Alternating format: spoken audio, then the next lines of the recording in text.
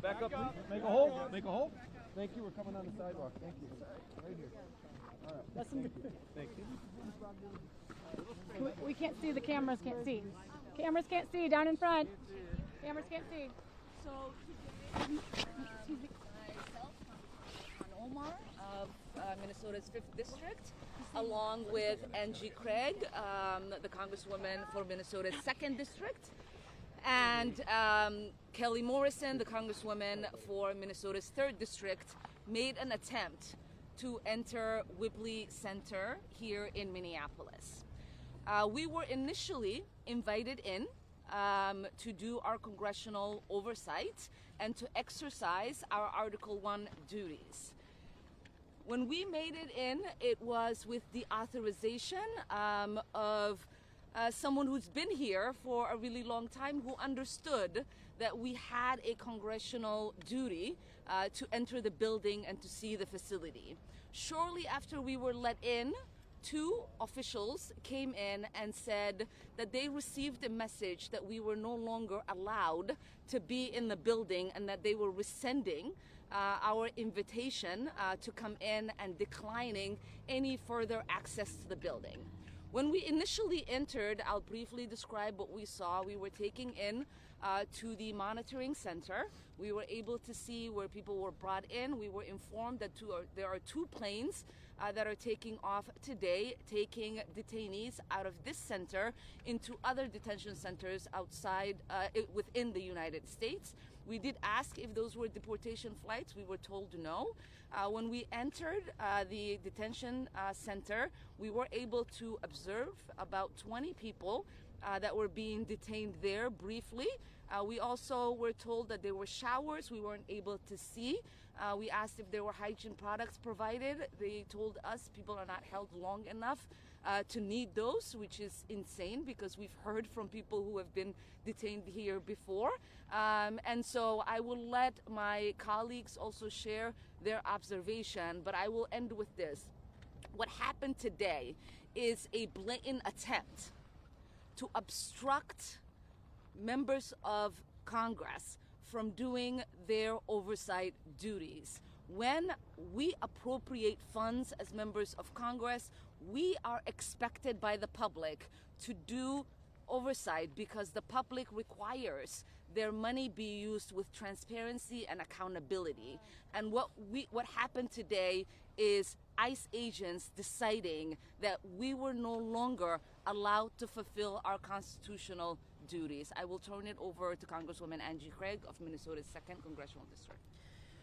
We were allowed to briefly enter the control room of the detention facility, but were not allowed many more steps thereafter. There was an abrupt decision that we should return to a waiting area and await leadership to come and tell us what was going on. When they arrived, they told us that we are not allowed in the building, that they were rejecting our appeal as duly elected members of Congress from the state of Minnesota from observing the detention center. I came with this court case because that is absolute nonsense. The response was that because the funding for this center came from the one big beautiful bill, not a congressional appropriations bill, that they were denying our access. This document, this court case, refutes that. They would not have a conversation, leadership in the facility, and answer any questions at that point. Look, we're here because we're members of Congress. We have every right and responsibility, if we're doing our jobs, to be here today to see what the conditions are in that detention center. We are going to continue to show up. We're going to continue to do our job. We let ICE know, Department of Homeland Security know, that they were violating federal law. They do not care that they are violating federal law. Kelly? Yeah, Congresswoman Kelly Morrison, Minnesota's 3rd District. I just want to step back and let's talk about our humanity. I agree with my colleagues. Everything that they said is accurate. As a physician, position myself. I was very interested to see what the conditions inside were. We were very briefly allowed to go in, but we saw no beds. We saw a lot of young men sitting with their heads in their hands. We were not allowed to speak to any of them. I have privacy forms that I was ready to hand out to constituents.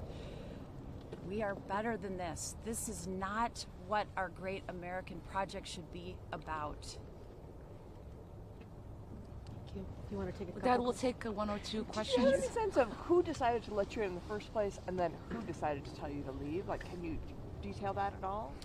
It was our understanding that we were let in by the former acting director that allowed us in. He was in that position up until 2 days ago.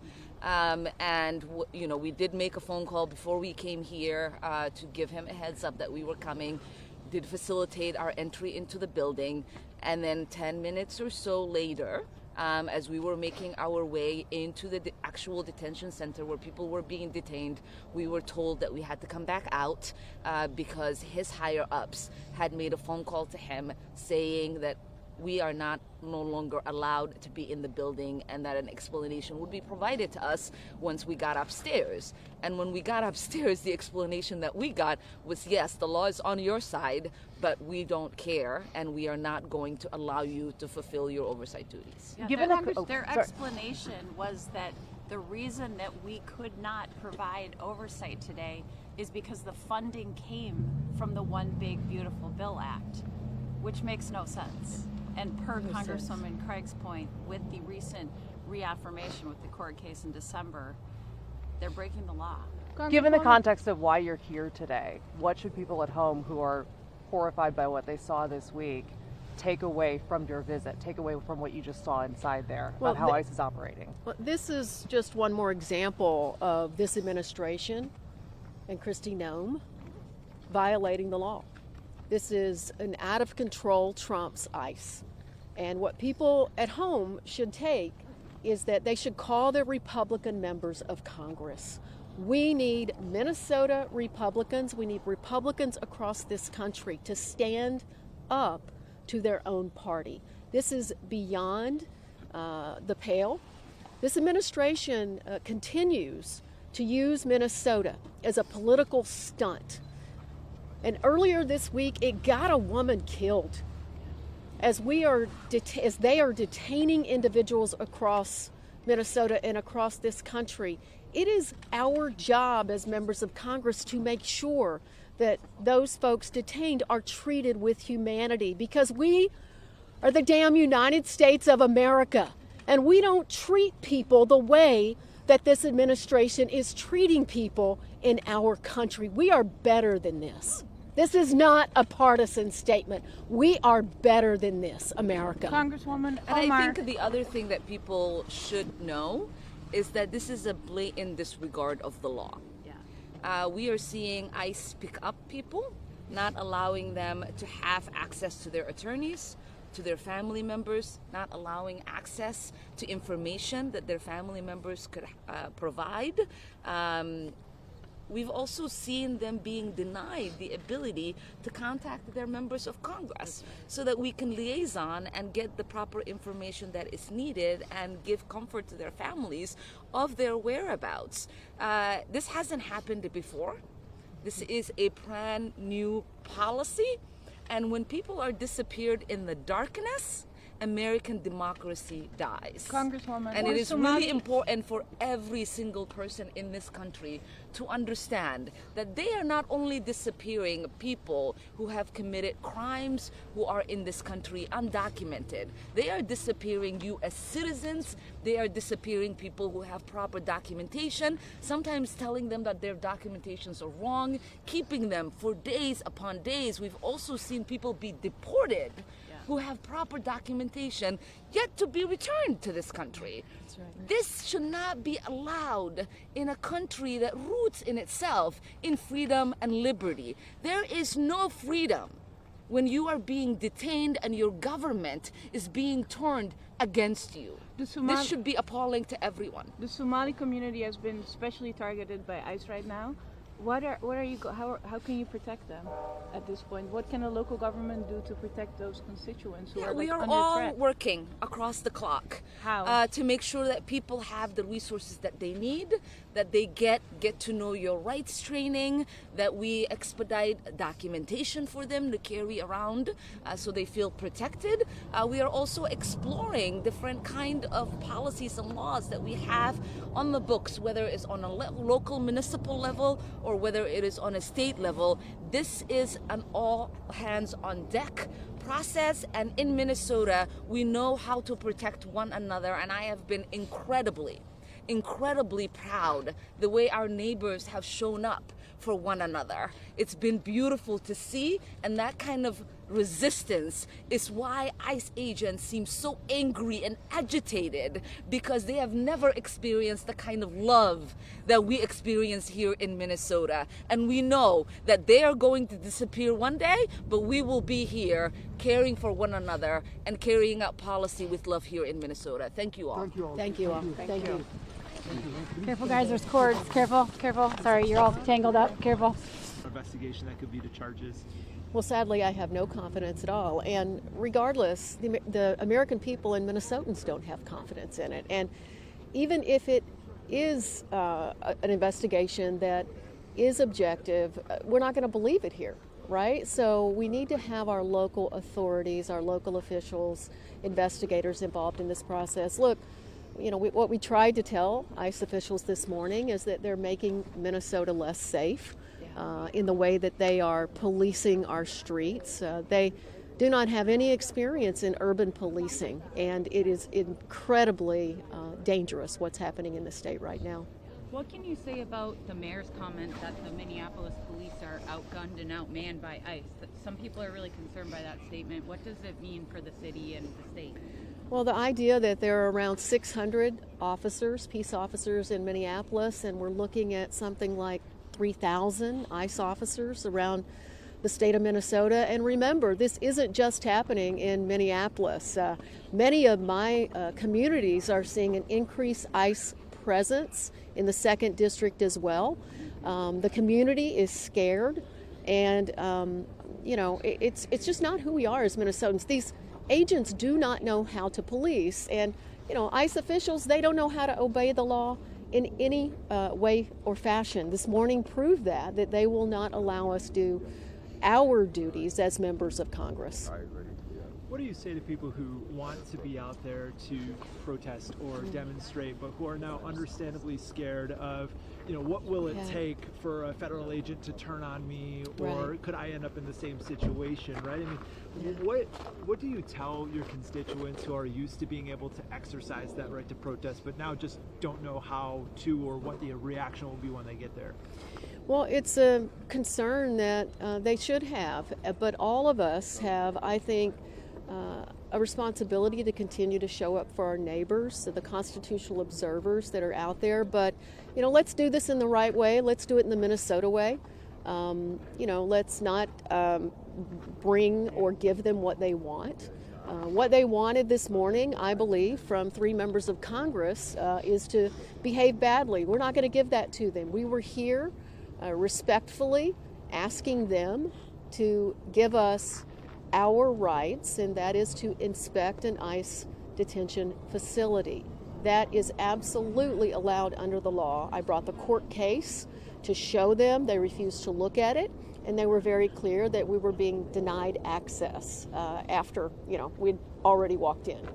Look, we need a pause on ICE operations in Minnesota. After the killing of Renee Good, we need a pause. Minnesotans don't want ICE here right now, but we need a thorough and transparent investigation to transpire. Look, Minnesota has been through so many tragedies over this past year. We are exhausted, we are grieving, many of us are traumatized, and yet we are so resilient. We are a kind and compassionate and loving community who look out for each other.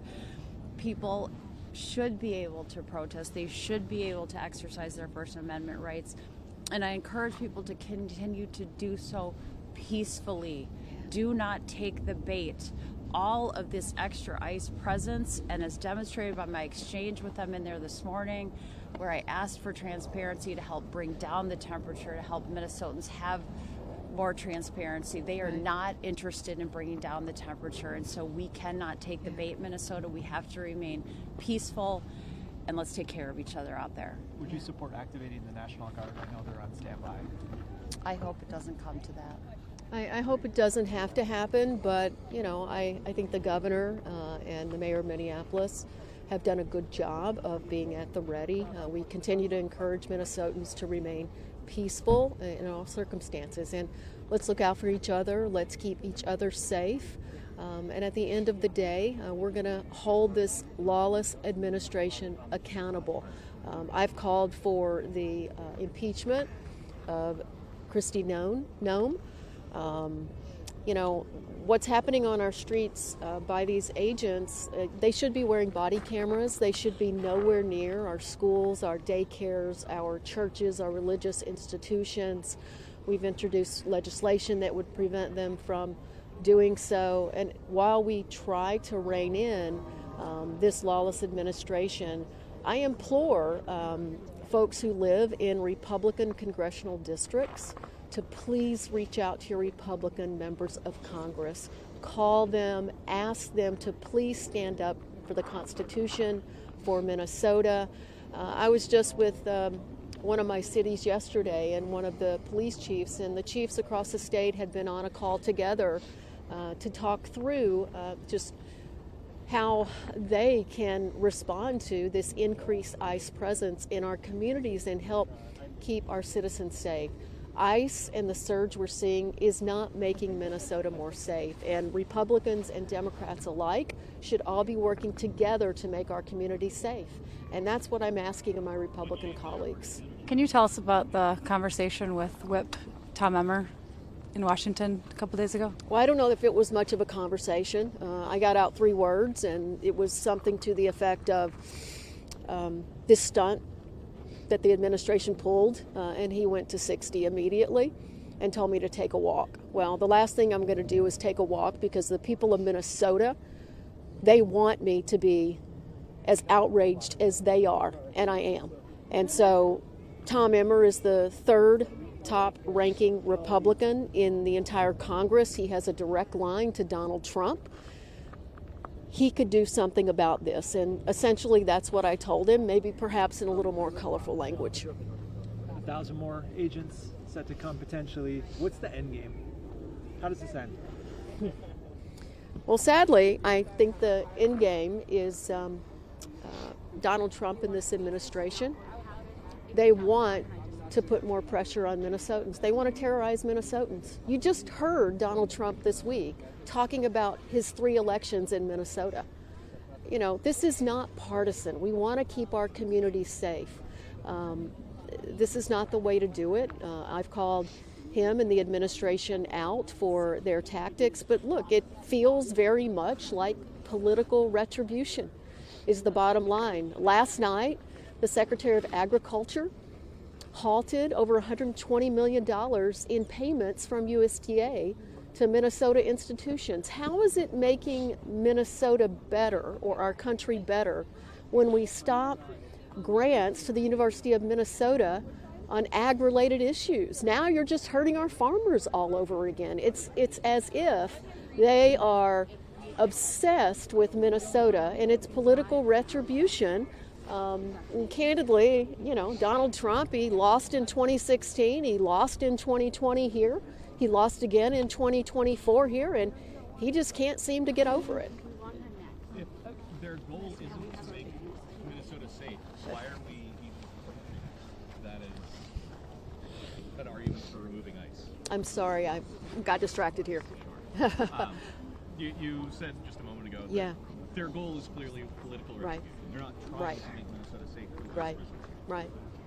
When we argue or try to justify the removal of ICE because it's not making us safe, how is that going to be fruitful if that's not their goal? Well, this administration is lawless. They're not going to remove ICE from Minnesota unless Minnesotans reach out and get through to my Republican colleagues to help them understand that they need to put pressure on this administration. This should not be partisan.